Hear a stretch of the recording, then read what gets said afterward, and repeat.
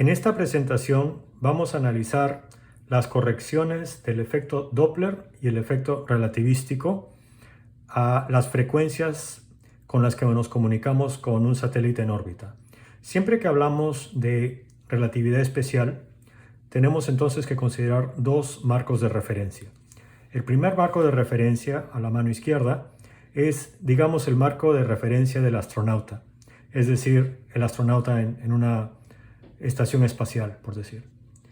Y acá a la mano derecha tenemos el marco de referencia visto desde el planeta Tierra, es decir, desde nuestro experimento aquí en la superficie del planeta. Entonces, el astronauta hipotético que tenemos acá en la estación espacial, lo que va a hacer es, va a emanar un foco, una luz hacia un espejo y lo va a rebotar de aquel espejo mismo. La distancia entre el espejo y donde empieza el rayo de luz es d. Y el tiempo que toma, medido por el astronauta, es delta t0. Entonces, el desplazamiento total es 2 veces d o 2d. Eso es lo que mediría el astronauta en órbita.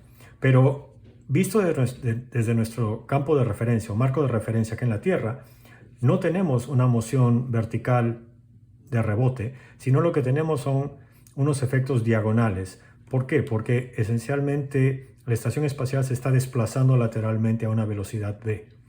Entonces tenemos estas diagonales. La trayectoria total entonces se convierte en 2s. Bien, entonces ahora lo que podemos decir nosotros es, escribiendo esto, es delta t0 es igual a 2d dividido entre c siendo la velocidad de la luz. Mientras, es lo que mediría el astronauta. Mientras que nosotros acá en la Tierra medimos un delta t es igual a 2s dividido entre la velocidad de la luz. Viendo la geometría del problema, podemos notar que tenemos un triángulo recto de aquí, aquí, aquí, aquí, y lo podemos escribir de esta forma. En la hipotenusa tenemos s, la distancia s. En uno de los lados tenemos el espaciamiento d entre el espejo y donde empezamos con nuestro rayo de luz. Y el otro cateto tiene una distancia L.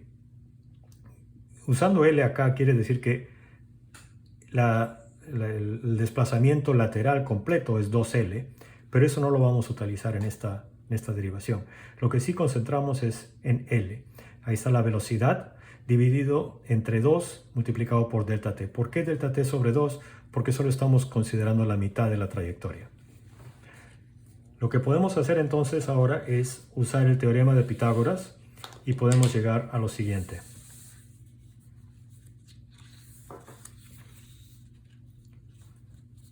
Tenemos entonces que s al cuadrado es igual a d al cuadrado más el lado, que en realidad es v delta t sobre 2. Este de acá es el L que vemos acá, cantidad al cuadrado.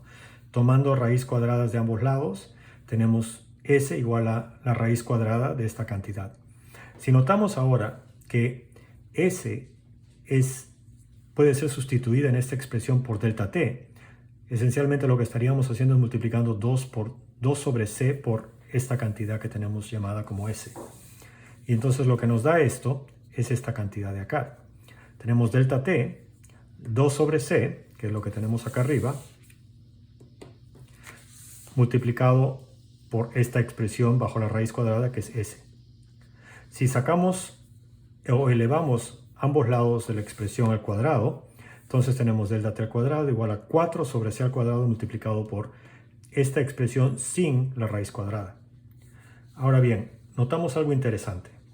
Si es que lo que vemos es acá, multiplicando todos estos lados de acá, 4 sobre c al cuadrado por d al cuadrado, tenemos esta expresión. Lo que notamos, lo que es interesante, es que esta expresión en realidad es lo que vimos acá para delta t, 0, cantidad al cuadrado. Entonces lo que podemos hacer es expresar esta expresión, poner esta expresión como delta t0 al cuadrado. Y lo que nos daría entonces es una expresión por delta t al cuadrado, delta t0 al cuadrado más otro término acá arriba, acá a la mano derecha. Y eso es exactamente lo que hacemos en la siguiente parte.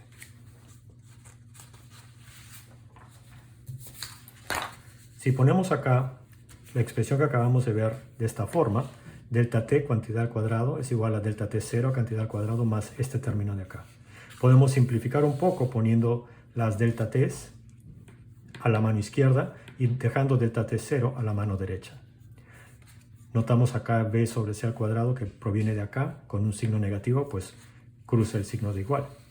Entonces ahora lo que hacemos es simplemente dividimos por esta cantidad en paréntesis y tenemos una expresión de delta t al cuadrado siendo igual a delta t 0 al cuadrado dividido por esta cantidad en paréntesis.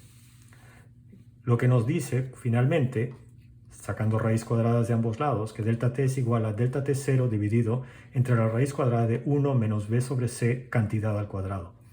Notamos que este término 1 sobre la raíz cuadrada se usa bastante en relatividad especial y se nombra por la letra griega gamma. Entonces tenemos que delta t es igual a gamma por delta t 0. Podemos continuar porque queremos ver frecuencias nosotros y expresar esta cantidad en términos de frecuencias. ¿Cómo hacemos eso? Bueno, si notamos acá las unidades de esta cantidad delta t son segundos, mientras que si invertimos esta cantidad y hacemos lo mismo en la mano derecha, tenemos que 1 sobre delta t o 1 sobre segundos dan frecuencia medida en hertz o 1 sobre segundo. Entonces la letra griega nu nos da en hertz la frecuencia igual a este factor multiplicado por nu 0, que sería la frecuencia original en términos a esta frecuencia modificada. Que ese es exactamente lo que tenemos. Esta es la corrección por frecuencia a causa de relatividad especial. Similarmente podemos ver para el segundo efecto, que es el efecto Doppler, lo siguiente. Consideramos una longitud de onda estacionaria, es decir, nuestra onda de luz estacionaria, que surca un desplazamiento delta x en c delta t. Ahora bien, si es que vemos que el objeto está en movimiento, podemos ver entonces nosotros que tenemos que, como por decir,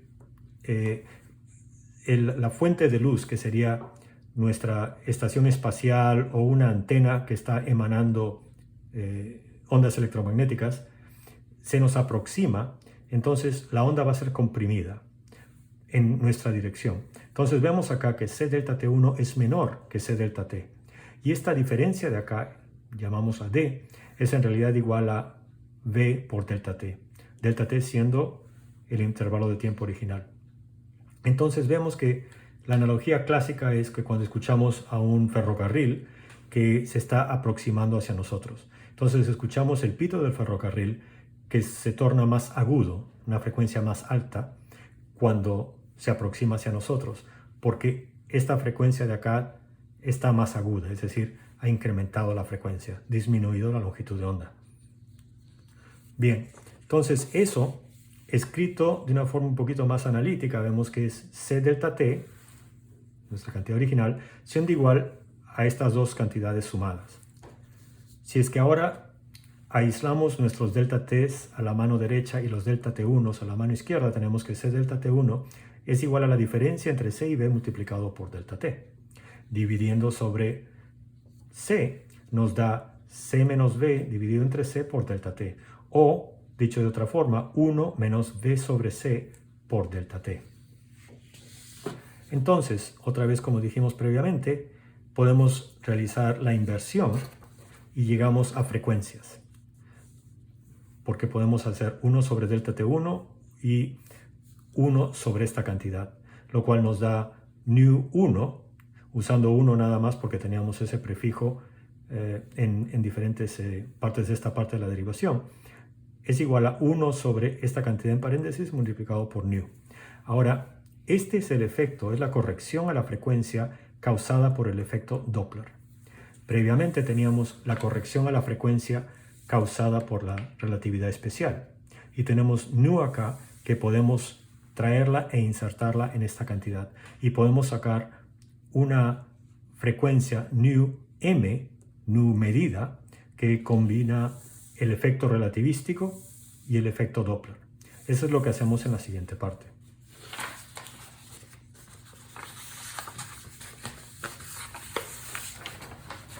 y tenemos esta ecuación de aquí.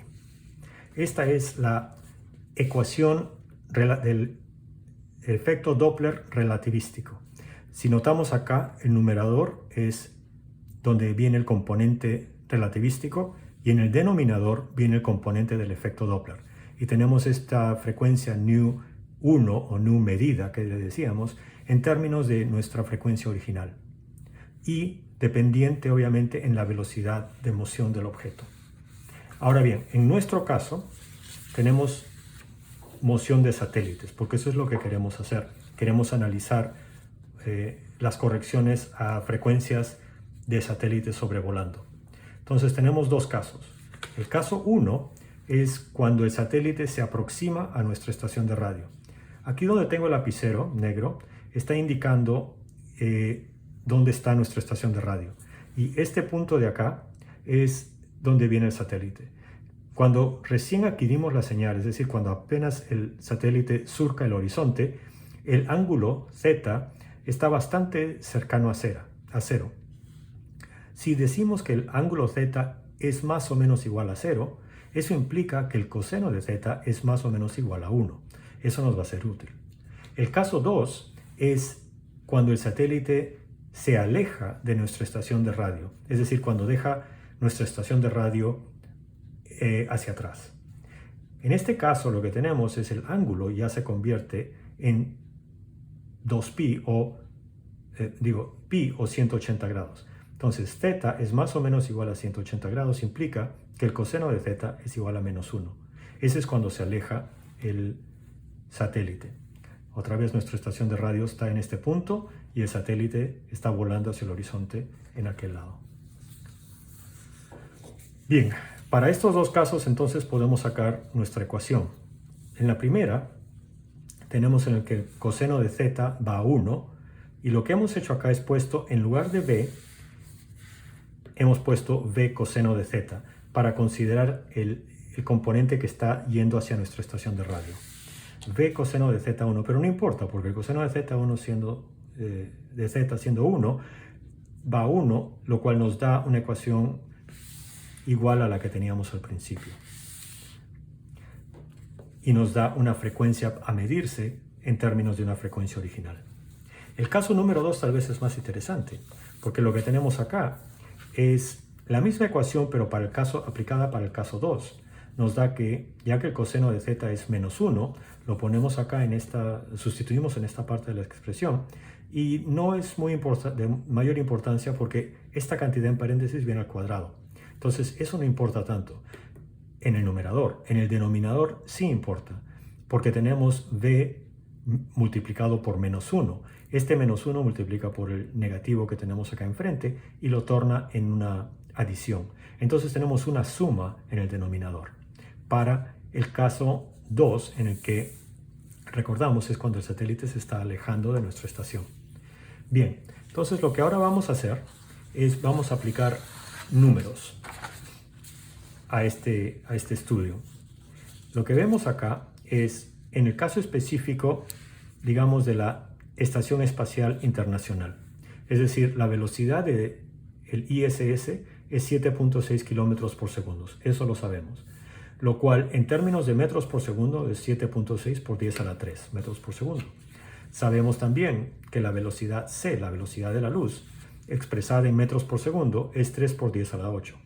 Inmediatamente podemos ver que 10 a la 8 es 5 órdenes de magnitud mayor que 10 a la 3. Entonces vemos que este análisis no vamos a requerir de corrección relativística. Pero no importa, vamos a continuar de esta forma. Vemos acá lo que acabamos de ver rápidamente. Dividiendo este término entre este término nos da 2.53 por 10 a la menos 5. Pero notamos que en la corrección relativística esta cantidad viene al cuadrado, lo cual nos da un 10 a la menos 10. Y vemos claramente que las correcciones relativísticas no van a entrar en el caso. Pero continuamos y ponemos algunos valores acá. Específicamente, vemos que poniendo el valor de b sobre c en el denominador y de b sobre c al cuadrado en el numerador, vemos acá que la corrección multiplicativa de la frecuencia original es 1.0000253. Es pequeño, pero recordamos siempre que estamos actualmente trabajando con megahertz y kilohertz, cosa que es una corrección medible. Específicamente, si vemos nosotros ahora a una frecuencia que usaríamos para el downlink, en el caso de la Estación Espacial ISS, vemos acá que la frecuencia que debería de ser, o la frecuencia original, es 437.800 kHz. Es decir, esa es la frecuencia a la cual la ISS transmite. Pero como nosotros estamos en el marco de referencia de la Tierra, es decir, del observador sobre la Tierra, vamos a tener un efecto Doppler y un efecto relativístico pequeñísimo, pero aún así va a estar ahí, de más o menos 10 kHz, un cambio de 10 kHz en el downlink. Y vemos entonces que si la frecuencia es 437.811 kHz, va a ser esta si es que la frecuencia original es 437.800. Y esta de acá es el cambio de 10 kHz que tenemos que aplicar a nuestro downlink para poder recibir la señal de la estación espacial para el downlink. Similarmente, si consideramos el ángulo θ siendo 180 grados, que es exactamente el caso desde el punto de vista del satélite cuando se aproxima hacia nosotros, ese es el que nos da el -1. Entonces aquí lo que tenemos es nuestra expresión que vimos previamente con el signo más en el denominador. Si ahora sustituimos algunos valores, vemos aquí que para el uplink tenemos entonces una frecuencia de 145.986 kHz, si es que la frecuencia original es 145.990 kHz. He aquí el cambio de 3 kHz en uplink que tenemos que aplicar, mientras que la estación espacial se está aproximando hacia nosotros. Entonces, de esta forma hemos visto las dos cantidades. Uno, el cambio de 10 kHz para downlink, y otro, el cambio de 3 kHz en uplink. Hemos derivado esto de primeros principios, es decir, desde nuestras ecuaciones. Notamos que la corrección relativística en este caso no aplica por las velocidades que estamos hablando, es decir, 7.6 kilómetros por segundo. Si fueran mayores las velocidades, tendríamos que considerar este factor relativístico que ya lo tenemos en nuestras ecuaciones. Pero actualmente vemos de dónde viene este 10 kHz, más o menos 10 kHz y más o menos 3 kHz que tenemos que cambiar nuestra frecuencia para poder comunicarnos con la estación espacial. Ojalá que eso haya sido útil.